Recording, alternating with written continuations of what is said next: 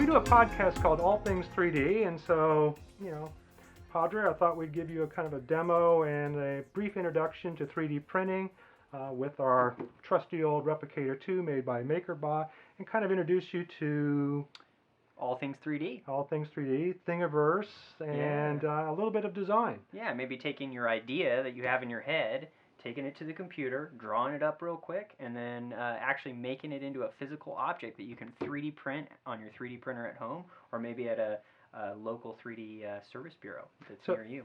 So what do you think? What if you don't have any skills? You have no talent.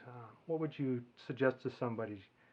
Anybody can do it. Okay. If I can do it, you can do it. Anybody can do it. There's tons of free software out there. It's phenomenal. There's more and more things out there that are becoming widely available. What's an example of something? Autodesk 123D. Okay. And you're going to be giving a demo a little bit later, right? Yeah, that's right. Okay. Yeah. But what about this Thingiverse? Is there anything out there? Thingiverse is just a library chock full of thousands of different 3D drawings that people at home have done, and then they share them openly online that you can download to either adapt them to your own project, or you can 3D print them just as they are right on your home 3D printer, or like I said, take them to a local service bureau and get them 3D printed by somebody that has them. Even your friend might have one. So. Yeah, that's a good idea. In fact, didn't we get this on Thingiverse? Yeah, we did. Look at that. It's the TWiT logo. Yeah, it's the TWiT logo, and we just downloaded it, and it was kind of missing some components. So we both came up with our own little ideas. Why don't you show them yours? Yeah. So what we did is we took this, and we're going to be showing you how to take your idea of the TWiT logo, or maybe an idea of a logo that you have at home, and importing that into a piece of software and making your own 3D version that you could 3D print. Cool. Well, like I said, I got this out of Thingiverse, but if you remember, there's a dot in the logo, so I thought I'd create a little cylinder with a little cap on the end. So as you'll see later on, we're actually going to use this to cut out some things. So, hey, why don't you kind of give the audience out there an opportunity to take a look at Thingiverse. Yeah, and then we'll go look at the software next. Cool. All right. So on that, then we'll come back and make some cookies. Awesome. Cool. Thingiverse is a social website that provides 3D object designs for a myriad of categories ranging from jewelry to replacement parts for existing equipment. It is largely driven by a large group of enthusiastic makers and designers who upload files that can be used with 3D printers, CNC routers, and laser cutters. Thingiverse was conceived in 2008 by Zach Smith as an adjunct service to the successful line of MakerBot 3D printers. It is still owned by MakerBot Industries, and is one of the largest repository of 3D designs. When you reach the home page, you will notice featured items which are determined by popularity and staff selection. These objects were normally selected based upon recent events or a holiday. There is also featured collections and images of recently made designs and projects, as well as objects that can be customized with the site to vary wall thickness and the amount of smoothing and tessellation. If you look at the top of the site, you will notice a menu selection that allows you to go to your dashboard, where you can modify your profile, follow other designers, and modify who you are following. The Explore menu option allows you to look at things based upon newest, featured, what is popular, makes, remixes, customizables, collections, random, and the Firehouse. Finally, there's a Create menu items that allows you to upload an object with a variety of file formats. The use of the built-in customizer tool we discussed before and reference materials to their open API, so if you have an idea that's not currently implemented, you can create one in JavaScript. Finally, no site is worthy without a robust search capability, and the Thingiverse is no exception. While it is fun to explore what others have done and see what's new, you will probably find yourself just using the search capability to find exactly what you're looking for, which may be its Achilles heel. It seems the search parses information from the title and description, so you'll get a lot of misses if you're looking for something particular. It would be nice if they included advanced search features that would allow you to use tags, categories, date, popularity, etc. However, being one of the first design repositories with open source roots, and costing nothing to sign up and download tens of thousands of objects, as well as giving you the opportunity to be the next zipper inventor by uploading your own at no cost to you. There is very little to complain about with this robust, very useful site called Thingiverse. Everybody, this is Chris from All Things 3D. Today we're going to take a little look at Autodesk 123D Design. You can find the app at 123dapp.com and head over here and take a look at, there's an online version and offline version. Today we're going to be working in the offline version, so you can download it either for Mac or PC and work on it. And it's a great way to get started in tinkering around in 3D modeling. Today we're going to be modeling the TWiT logo, which is a real simple logo. It's about a half circle with these two little legs. We're not going to spend too much time being too terribly critical of the logo.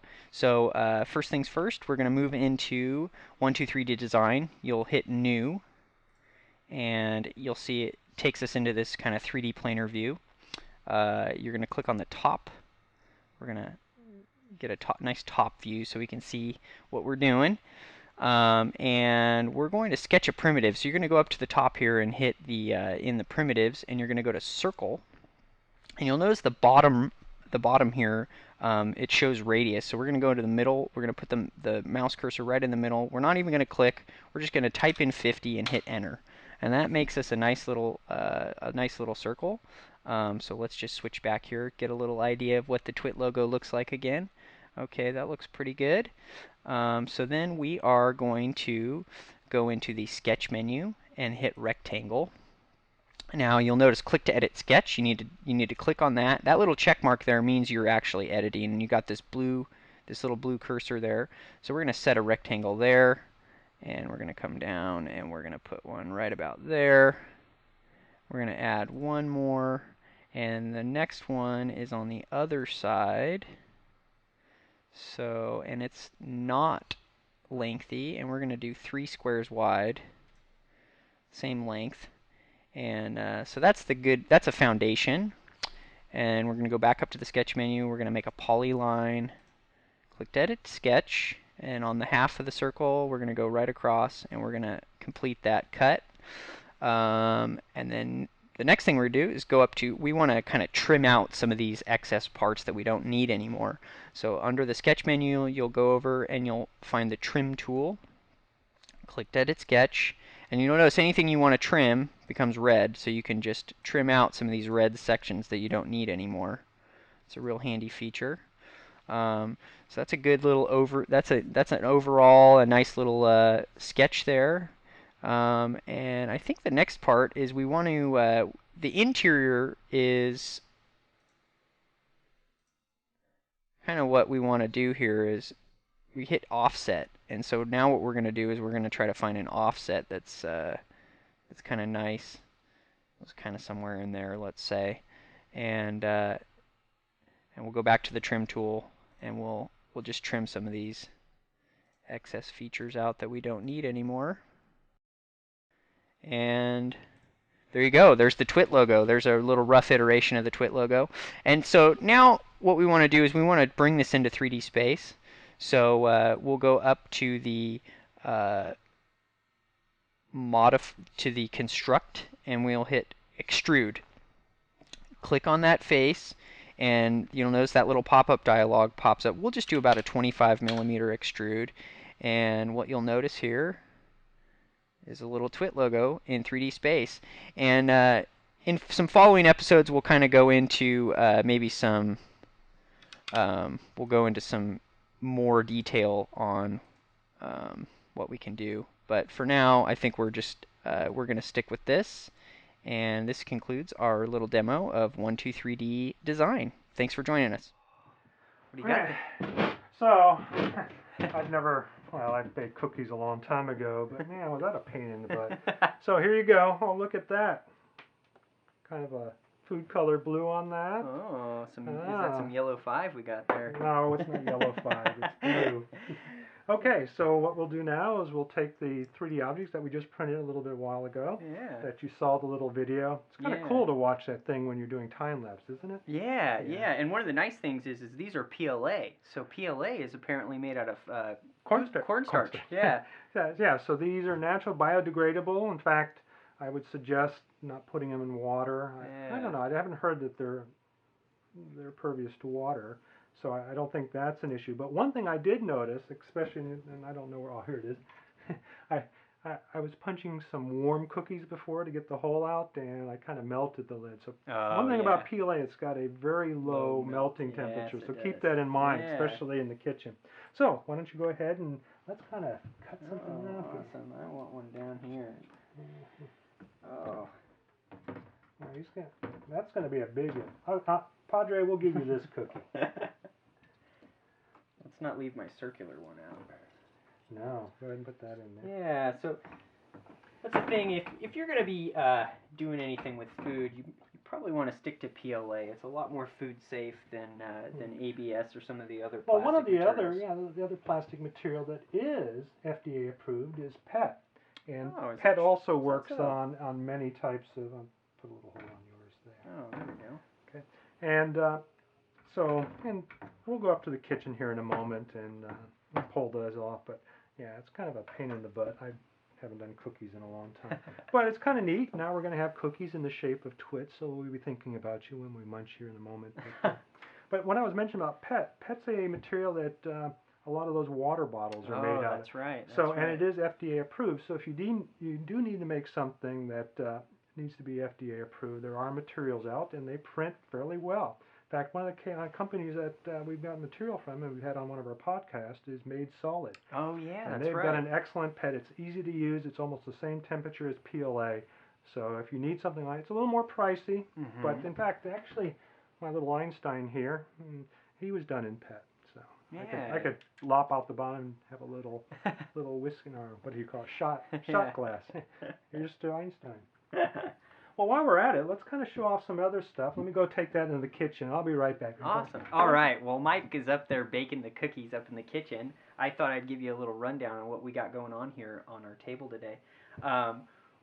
First off, one of the interesting things that museums are starting to do, and some really interesting companies like SciArc are starting to do, is take museum pieces that typically are hard to reproduce, or there's no real accurate way to make a model of them. They're 3D scanning them with these sophisticated laser scanners out there, and you can make scale models at home. I printed one of these out for my grandma for Christmas, and she was just blown away. So this comes from a 3D scan. It's Winged Victory. So just type in Winged Victory over at Thingiverse, and you can check that out.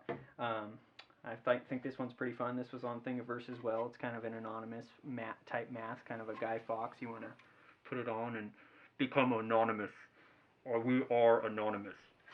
So that's pretty fun. Another thing, if you're into robotics like I am, I love robotics.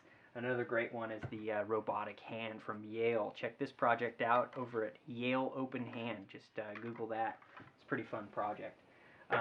And then another big one is fantasy characters. If you're interested in building your own models for fantasy, Mike printed this one up on his MakerBot. This is a great model out of PLA. Look at that. Look at the detail. Not even any support material. Great model, Mike. He's also, him and I both, who's not a Breaking Bad fan. Hey, what's I was just showing off your models. Okay, man, I've got some cookies for us. Look at this. Padre, yours are in the mail. Let's see how these taste. TWiT cookie.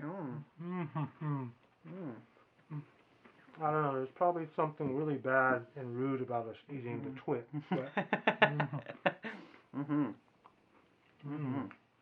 Okay, well that's it, Padre. That wraps it up. We appreciate the time. Yeah, thanks for joining us.